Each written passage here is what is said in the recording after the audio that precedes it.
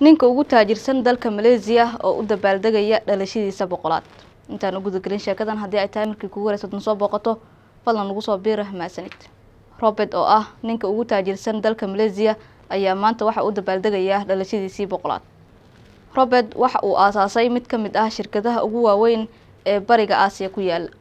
Robert waxa uu ku lug leeyahay hantida dhuleeda iyo wax soo saarka cuntada, waxaana lacagtiisa lagu qiyaasaa 12 bilyan oo dollar.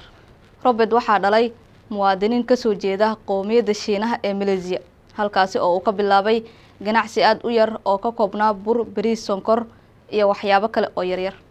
Boqortooyada ganacsigiisa ayaa ku fidsan gobolka oo dhan, waxa uu ku noolaa muddo dheer magaalada Hong Kong. Robert waxa uu dhashay sanadkii 1923, waxa uu qoray buug uu kaga sheekeynayo noloshiisa dhan iyo halka uu ka soo bilaabay ganacsiga maanta uu gacanta ku hayo.